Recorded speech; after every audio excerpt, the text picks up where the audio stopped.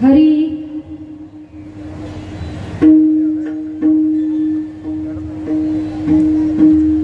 राम कृष्ण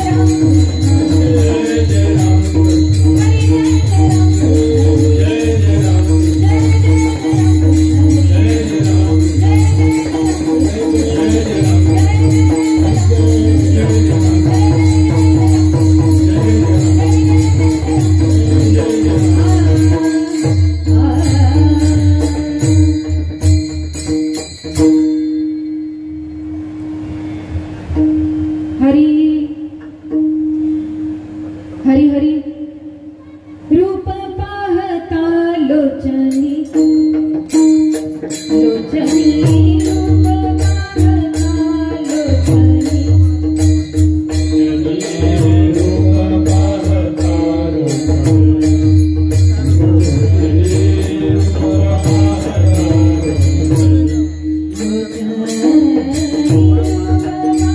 पाहता लोचनी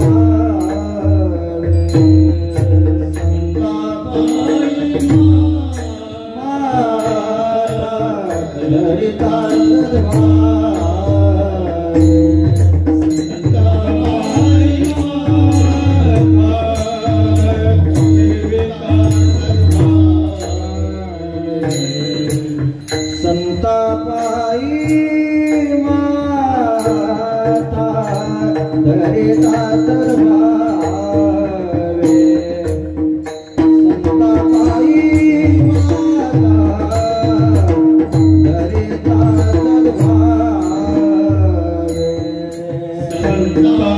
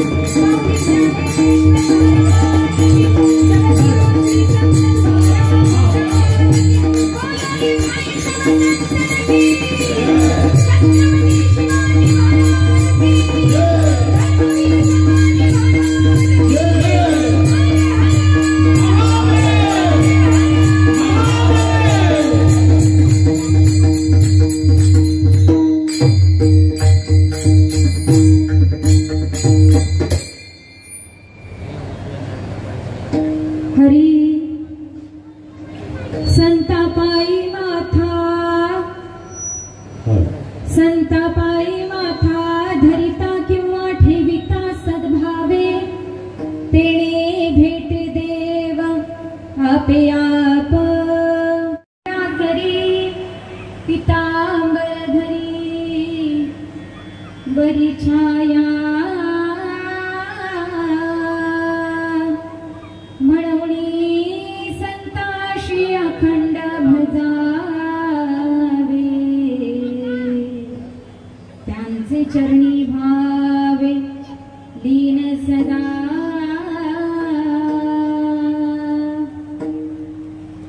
नामा म्हणे देव नामा म्हणे देव नामा म्हणे देव इच्छी संत संग आम्हा जीवलग जन्मोजन्मी म्हणूनी संताशी अखंड भजावे ते चरणी भावे लीन सदा विठ्ठल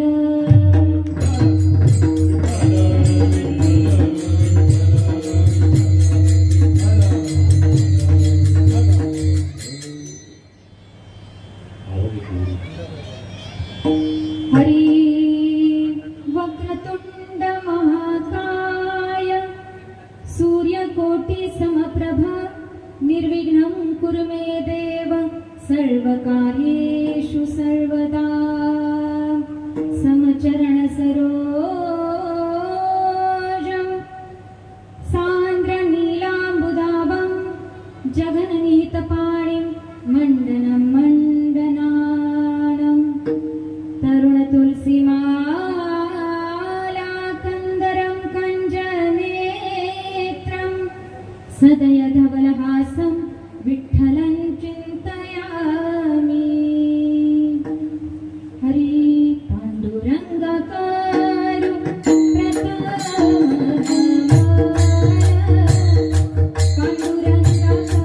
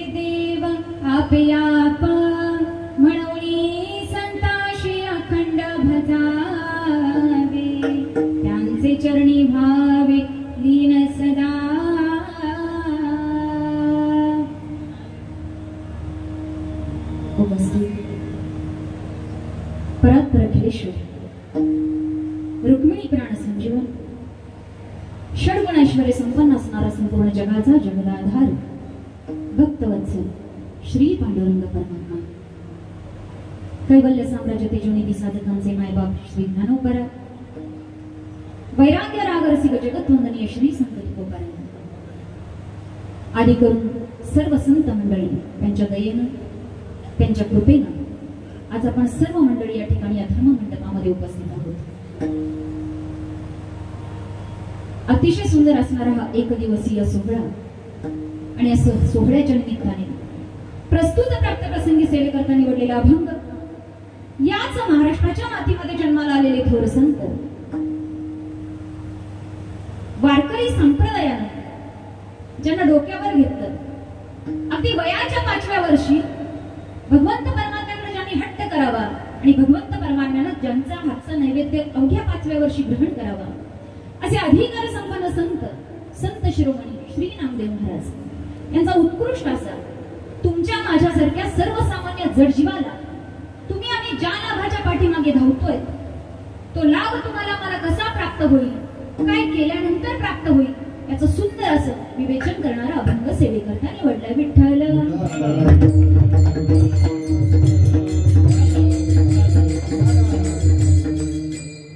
प्रस्तुतच्या अभंगामधून संत शिरोमणी नामदेव महाराज नेमकं सांगतायत काय हे अगदी थोडक्या भावार्थ रूपाने समजून घ्या। कारण कसं आहे साधू संतांनी तुमच्या माझ्या समोर ज्ञानाचा समुद्र उभा केलाय। हे ज्ञान भंडार आहे ते भंडारा पर्वतावर लिहिले गेले आणि तुमच्या माझ्या जडजीवाच्या उद्धाराकरता हे सर्व शब्द त्यांनी रेखाटले। हे अधिकार संपन्न संत तुमच्या माझ्याकरता तळमळीने प्रयत्न करतात आणि तुमच्या माझ्याकरता हे शब्द ब्रह्म लिहितात। नेमकं काय सांगितलंय महाराजांनी या अभंगामधून जे तुम्हाला आम्हाला इच्छित लाभापर्यंत पोहोचवणार आहेत असे ते शब्द त्याचा फक्त आणि फक्त भावार्थ लक्षात घ्या। महाराज म्हणतात संतापायी माथा संतांच्या चरणावर जर तुम्ही आम्ही माथा टेकवला तुम्ही आम्ही जर त्या ठिकाणी माथा ठेवला अगदी सद्भावनेनं अंतःकरणानं जर तुम्ही आम्ही त्या ठिकाणी नतमस्तक झालो महाराज म्हणतात तुम्हाला आम्हाला जो इच्छित लाभ मिळतोय तो इच्छित लाभ ज्या लाभाकरता तुम्ही आम्ही प्रयत्न करतोय तो लाभ म्हणजे त्या भगवंत परमात्म्याची प्राप्ती महाराज म्हणतात ते तुम्हाला आम्हाला भेटेल तेने भेटे देव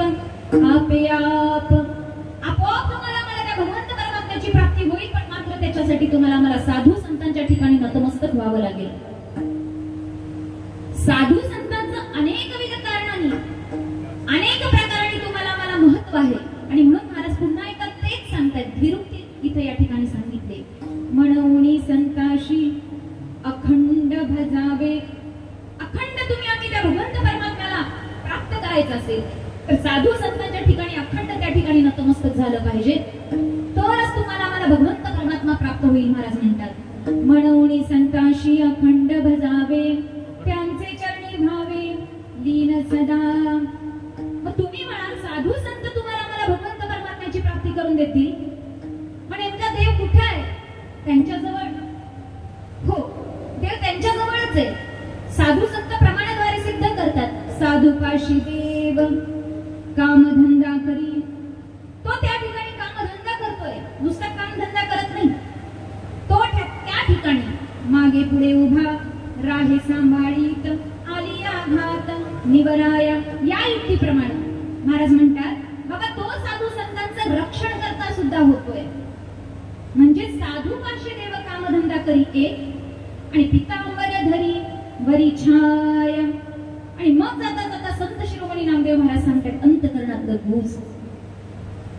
जे गुज स्वतः भगवंत पांडुरंग परमात्म्याने माझ्या श्री नामदेव महाराजांना सांगितलं आणि नामदेव महाराजांना ते गुज तुमच्या माझ्या समोर व्यक्त करता आलं. कारण ये हृदयीचे ते हृदय घातले या आशयाने. नामदेव महाराज आणि देवाचा एक अधिकार आहे, देव नामदेवांशी बोलायचा आणि संत नामदेव महाराज देवाशी बोलायचे. त्यामुळे तो अधिकार प्राप्त झाला आणि भगवंत परमात्म्याला अंतकरणातलं गुज नामदेव महाराजांना सांगितलं. नामदेव महाराजांना सांगितलं, नामदेव महाराज मलाही असं वाटतंय साधू संतांचं महत्व इतकं आहे, असं वाटतंय की मलाही त्यांच्या चरणी अखंड लीन व्हायचंय. नामा म्हणे देव इच्छी संत संग. देवानं साधूच्या संगतीची इच्छा व्यक्त करावी आणि ती नामदेव महाराजांना सांगावी. नामदेव महाराज मलाही असं वाटतंय साधूच्या संगतीमध्ये राहावं, अखंड त्यांच्या चरणी लीन व्हावं. पण किती? एकदा दोनदा तीनदा नाही, अनेक जन्मोजन्मांतर मला त्यांच्या सोबतच राहायचंय. आणि म्हणून महाराज म्हणतात, नामा म्हणे देव इच्छी संत संग, आम्हा जीवलग जन्मोजन्मी. म्हणून संताशी अखंड भजावे, त्यांचे चरणी मावे लीन सदा विठ्ठल.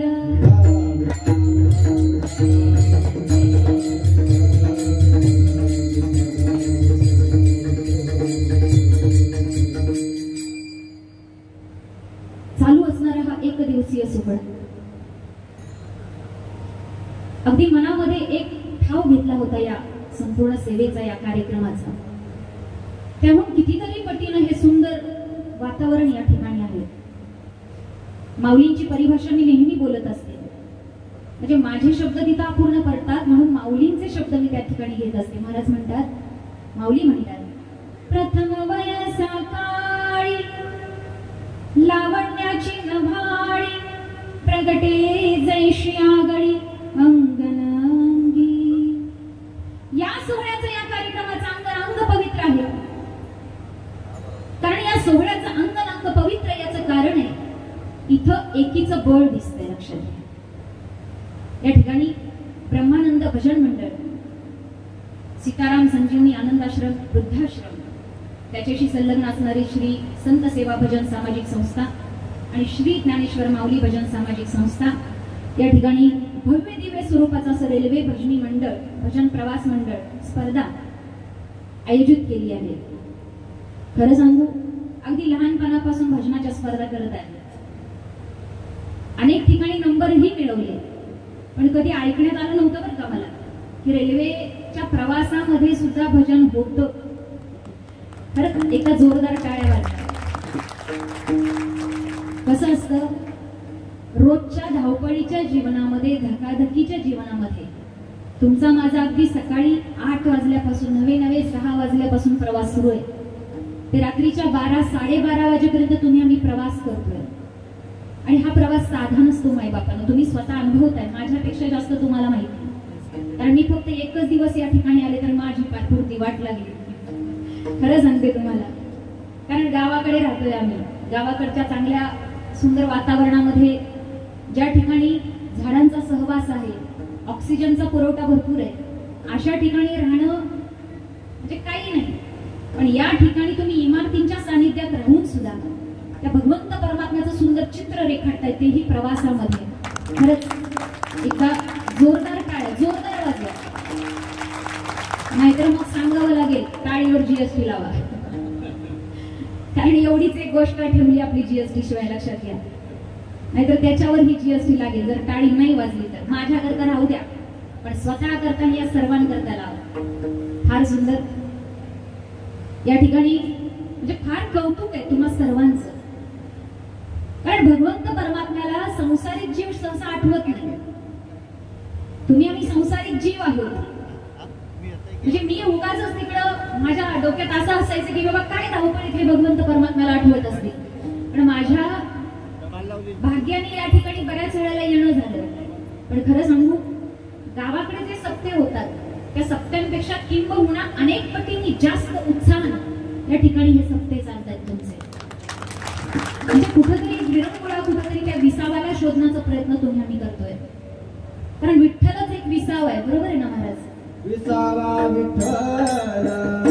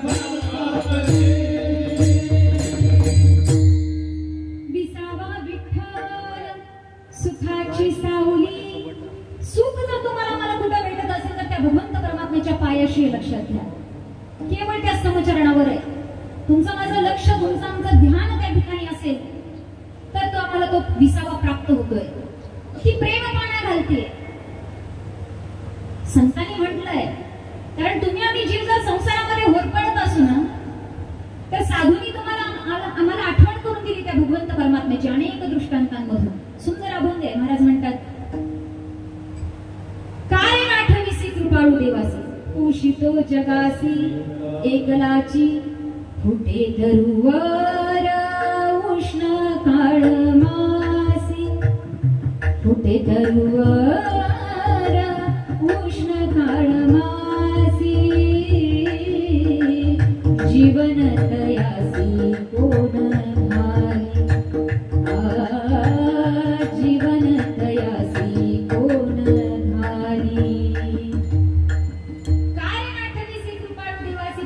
जगासे एकलाची, कोणी केली बाळा दुग्धाची उत्पत्ती, वाढवी श्रीपती सगळे दोन्ही. कोणी करतं हे सगळं? आणि खरंच त्याची जाणीव तुम्हा सर्व मंडळींना आहे, याचा खरंच भास झाला.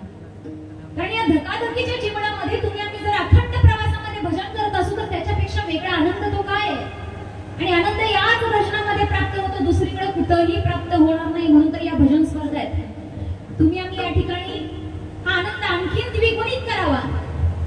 जास्तीत जास्त मंडळी तुम्ही आम्ही या विसाव्यामध्ये यावं, या ब्रह्मानंदामध्ये आम्ही टाळीमध्ये लीन व्हावं, अशी एक अपेक्षा घेऊन या ठिकाणी हे संपूर्ण मंडळ आमचं ब्रह्मानंद भजन मंडळ उतरलंय. आणि याचे सर्व संस्थापक आहेत परमादरणीय परमश्रद्धेय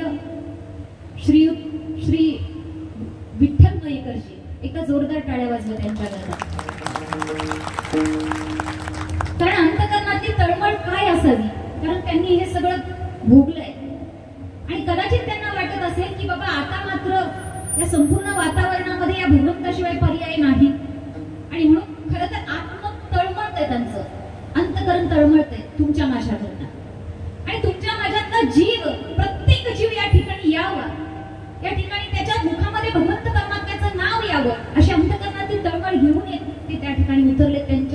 त्यांना सहाय्य करतायत श्री परमादरणीय परमश्रद्धेय राहुलजी आपले जाधव, त्याचबरोबर त्या ठिकाणी सचिव म्हणून काम करतायत परमादरणीय परमश्रद्धेय आमचे सुभाषजी महाराज सुर्वे. आणि आपली त्यांनी जी सेवा केली आहे बघा, हे करता करता आणखीन एक दुसरी गोष्ट म्हणजे सीताराम संजीवनी आनंद आश्रम म्हणजे वृद्धाश्रम. वृद्धाश्रमाला आनंदाश्रम हे नाव शोभून दिसतंय, लक्षात घ्या. कारण कसं आहे, वृद्धाश्रमामध्ये जाणारे आमचेच कुणीतरी आहेत, ते त्या ठिकाणी गेल्यानंतर तुमचा माझा चेहरा पडतोय, पण त्या ठिकाणी आनंद देण्याचं कार्य बाबा कुठेतरी एक आपल्या मुलाकरता, आपल्या मुलांच्या करता अंतकरण तळमळत असते या सर्व वृद्ध मंडळींचं आणि त्यांना कुठेतरी एक आनंदाचा विसावा प्राप्त व्हावा म्हणून ही संस्था कार्यरत आहे. आणि त्यांनी 6 एकराचा संपूर्ण भव्य दिव्य परिसर म्हणजे विना कुठलंही अनुदान न घेता त्यांनी ते सगळं घेतले. पण आता हे पुढे न्यायचं काम आपलं आहे प्रत्येकाचं. इथं प्रत्येकाने पुढे येणं गरजेचं आहे. कारण कसं आहे, बाकी काही का असे ना, तुम्हाला मला बाकी काही नाही जमलं तरी चालेल, पण पुरुषार्थ हा जमला पाहिजे. पुरुषार्थ फक्त ती एक व्याख्या लक्षात घ्या, मी नेहमी सांगत असते, तुमचं माझं रोजचं 1-2 वेळचं भागून समजतंय का तुम्हाला, जे काही भागून तुमच्या माझ्याकडे थोडाफार बँक बॅलन्स शिल्लक असतो. जर त्या बँक बॅलन्सला तुम्ही आम्ही उपसा ठेवला नाही तर कदाचित नोटाबंदी पण होऊ शकते किंवा मग वाटेल त्या गोष्टी होऊ शकतात त्या ठिकाणी, नको तिकडं मग ते निघून जातं. म्हणजे पैसा कसा असतो सांगते तुम्हाला. आता इथं काय 2 नंबरचं नाही, इथं सगळं 1 नंबरचं आहे. पण काही ठिकाणी असं असतं कष्टाचं तेवढं मिळतं, नाहीतर बाकी निघून जातं पाण्यामध्ये. पण आपलं जे कष्टाचं आहे त्या कष्टामधलं निदान आपल्या 100% मधलं 10% रक्कम जर तुमची आमची या ठिकाणी या धर्मकार्याकरता जर खर्च होत असेल तर याच्यासारखं पुण्य दुसरं कुठलं नाही, लक्षात घ्या. अशांना पुरुषार्थी म्हणावं. अशा पुरुषार्थी लोकांनी एकत्रित यावं, या संस्थेकरता तन मन धन अर्पण या ठिकाणी प्रयत्न करावा की जेणेकरून ही संस्था मोठी व्हावी आणि आपल्या अनेक गोरगरीब गरजूंना या ठिकाणी मदत व्हावी, याकरता सर्वस्वी प्रयत्न करा. तुमचा माझा विठ्ठल तुम्हाला आम्हाला त्याच ठिकाणी भेटेल. विठ्ठल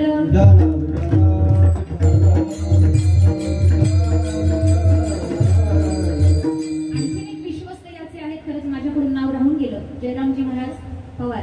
ही सर्व मंडळी तुमच्या माझ्याकरता म्हणजे हे संपूर्ण जे काही आहे ते संपूर्ण जण फक्त आणि फक्त निराधार लोक यांच्याकरता सुद्धा काहीतरी आधार मिळावा याकरता प्रयत्न करतायत. कुठेतरी भगवंत आणि व्हावं भजन भगवंताचं व्हावं. कारण सुंदर असतं ते सुंदर ध्यान त्या विटेवर उभं आहे, त्याचं वर्णन मी काय करू. गोड तूप उभं काय करतायत. हरी उभे पंढरीचे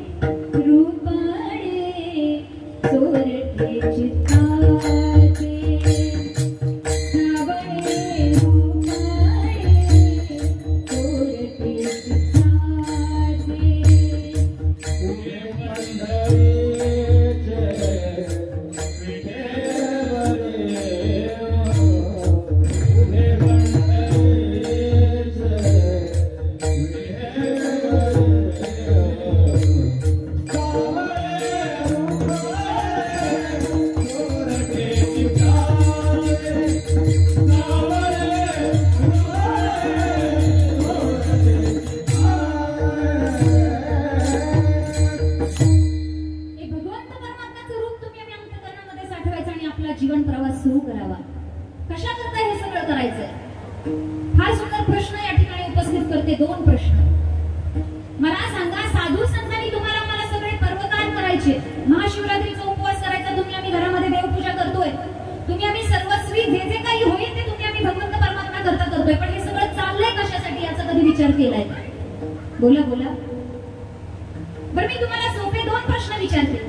हे सगळं देव मिळावा म्हणून तुम्ही आम्ही करतोय का देव कळावा म्हणून करतोय? बोला, तुम्ही बोला माझ्या बरोबर. कशा करता करतोय? देव मिळावा म्हणून की देव कळावा म्हणून? बरं मीच सांगते तुम्हाला. बघा, तुमच्या माझ्या अंतःकरणामध्ये जर असेल की देव मिळावा तुम्हाला आम्हाला, ही जर आशा घेऊन तुम्ही आम्ही या ठिकाणी उतरलो असेल तर खरंच आपण चुकतोय. तुम्ही म्हणाल कॅमेऱ्यासमोर सरळ सरळ म्हणते देव मिळावा म्हणून चुकतोय आपण. देव मिळावा म्हणून कधी प्रयत्न करायचा नाही, देव कळावा म्हणून प्रयत्न करावा. लक्षात घ्या. मी छोटस उदाहरण देते महाभारतातलं. अगदी ते उदाहरण देऊन मग पुढे जाते. महाभारताचं युद्ध ठरलं होतं, अजून झालं नव्हतं. महाभारताचं युद्ध ठरलं आणि त्या युद्धाकरता मदत मागण्याकरता 2 मंडळी माझ्या भगवान श्रीकृष्ण परमात्म्याकडे आली. त्या 2 मंडळींचं नाव सगळ्यात पहिल्यांदा आपल्या कौरवांच्या बाजूकडचा कोण? दुर्योधन आणि पांडवांच्या बाजूकडचा अर्जुन. बघा, ही 2 मंडळी माझ्या भगवान श्रीकृष्ण परमात्म्याकडे मदत मागण्याकरता आली. ते आल्यानंतर तिथे त्या ठिकाणी त्यांना दिसलं की भगवान श्रीकृष्ण परमात्मा आता विश्रांती करतात. त्यांच्या शयन कक्षामध्ये ते झोपले. आता थोडा वेळ थांबलं पाहिजे. मग थांबायचं कुठं? देवाला आपण दिसावं अशी अंतःकरणापासून इच्छा ज्याची होती तो पटकन पुढे आला. बघा, फक्त आपण दिसावं, देव दिसावा नव्हे, आपण दिसावं अशी इच्छा ज्याला होती तो पटकन पुढे आला आणि त्यानं पटकन जागा घेतली.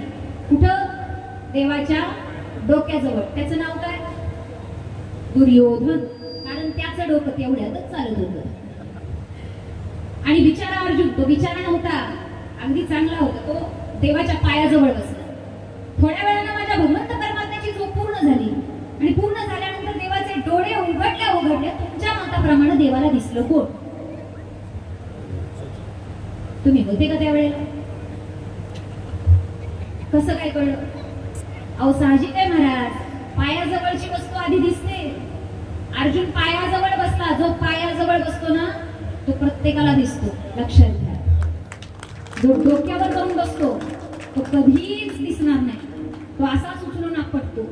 खाली पडला की परत दिसणार नाही, त्याचं अस्तित्वच नष्ट होणार. अर्जुन दिसला आणि अर्जुनाला माझ्या भगवंत परमात्म्यानं प्रश्न केला, केव्हा आला रे बाबा अर्जुना? त्याचा डोक्याजवळ आवाज आला, मी आलोय आधी. कोण? कोण? नाही, मी. हा साधा नाही, भल्या भल्यांना येतो, भल्या भल्यांना, साधा नाही. बघा नुसता आम्ही नुसती माळ घालू द्या, घातली की लगेच माझ्यासारखा वारकरी कोणच नाही. भले आमची साधना नसतं ना का तिकडं, तो अहंकार आहे. पण त्या माळकऱ्याने नुसता टाळ वाजवला ना की लगेच एखाद्यानं चुकला की त्याला लगेच ए बाबा हे घाली टाळ, भोग घेतला लगेच. ते बिचारा म्हणतो बाबा तिकडे गोंधळ घालायचा तो घाल, हे हा टाळ म्हणतो. अहंकार वाईट आहे. त्या अर्जुनाला अहंकार झाला, अभिमान, दुर्योधनाला अभिमान झाला आणि अभिमानातून म्हटलं मी आलोय अगोदर. देवानं पाठीमागं मोर्चा वळवला आणि विचारलं, दुर्योधन राव बोला, केव्हा आलात? काय हवंय आपल्याला? असा जेव्हा प्रश्न देवाने केला तेव्हा प्रतिप्रश्न केला दुर्योधनानं माझ्या देवाला, काय आहे तुझ्याकडे ते बोल. आता मला सांगा, संपूर्ण सृष्टीचा करता धरता तो, त्याच्याकडे काय नाही ते सांगा. अरे जाणीव पाहिजे. वृक्षाचे ही पान, हलेजाची सत्ता, राहिली अहंता मग कुठे. ज्ञानेश्वरीचा जर 9वा अध्याय तुम्ही आम्ही उघडला तर त्या 9व्या अध्यायामध्ये माझ्या भगवंत परमात्म्याचं वर्णन फार सुंदर केलंय. महाराज म्हणतात, आकाशी सर्वत्र वसावी, वायुने नाम भर्युगे नसावे, पावके नहावे वर्षावे जळी, पर्वती बैसतान संडावी, समुद्री रेखान ओलांडावी, पृथ्वीया भूते वहावी, हे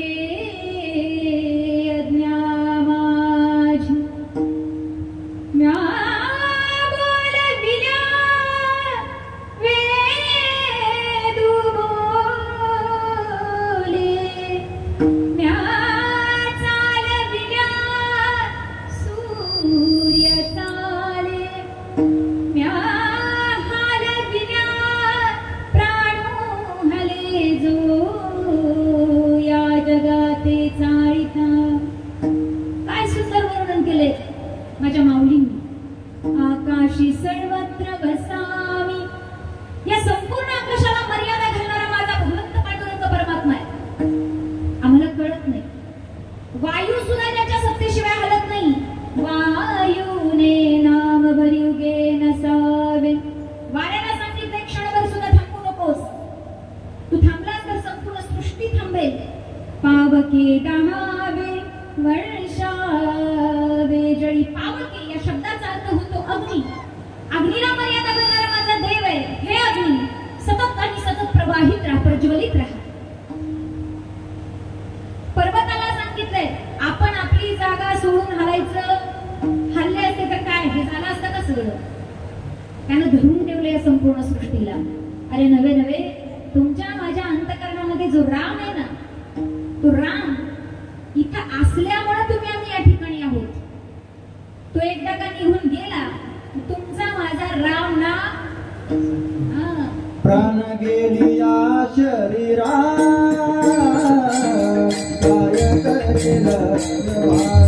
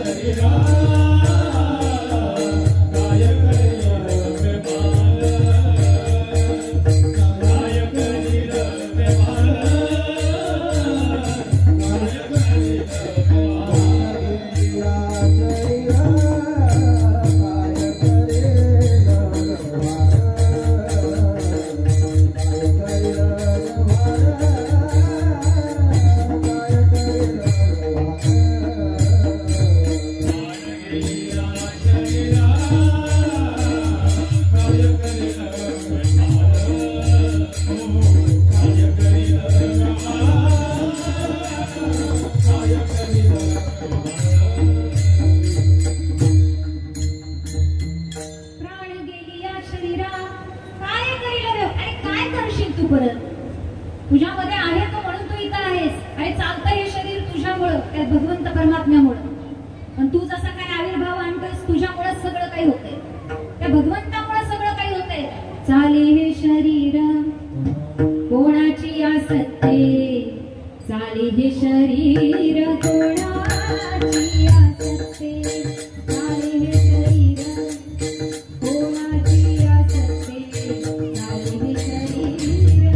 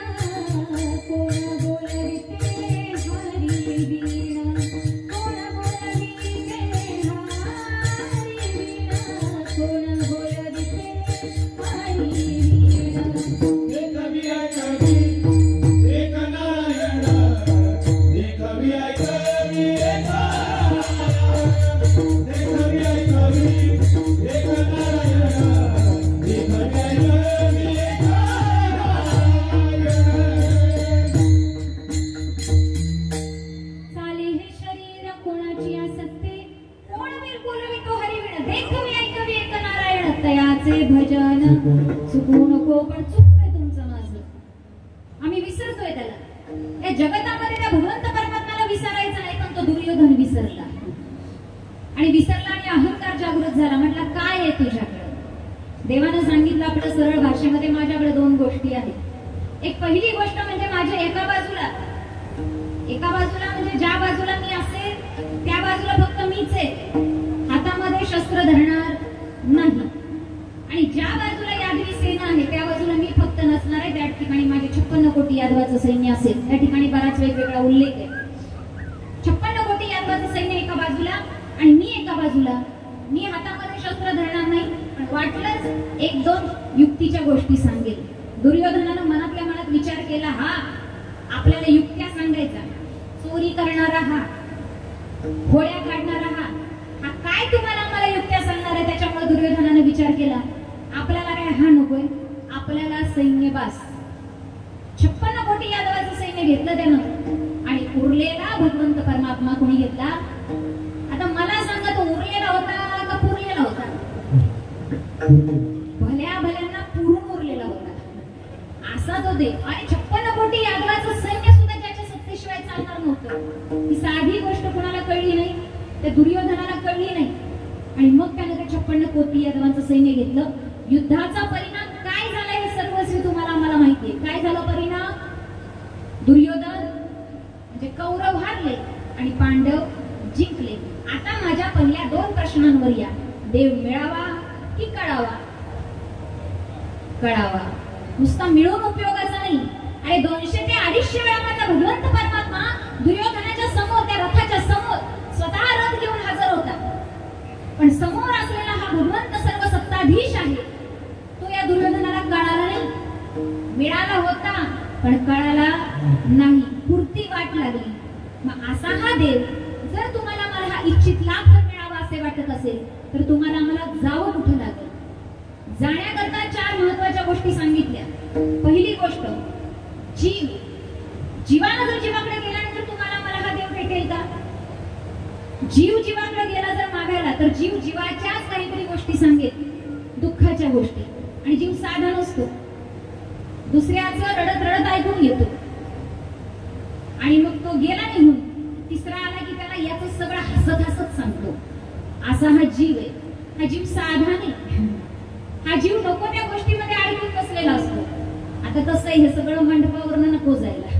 थोडासा एखादा दृष्टांत घ्यावा, पण नुसता दृष्टांत नाही घ्यायचा, सिद्धांत घ्या त्याच्यामधला. डोंबाऱ्याचा खेळ आहे बघा. 2 गाढव आहेत. गाढव माहिती आहेत ना? 2 गाढव. एक गाढव धोब्याचं आहे आणि एक गाढव डोंबाऱ्याचं आहे. ती दोघं आपापल्या कामात आहेत. हे धोब्याचं गाढव ओझी वाहतंय, नदीवर नेतंय. तिथं ते मालक कपडे धुवायला लागले की परत जंगलामध्ये चालायला जाते, परत बरोबर वेळ माघारी येते. पण डोंबाऱ्याचं गाढव मात्र हे गाव ते गाव, हे गाव ते गाव फिरते. पण ज्यांचा खेळ चालू आहे तोपर्यंत ते काही करत नाही, ते फक्त तिथंच अडवलेलं असते. कुठं? त्या खेळात.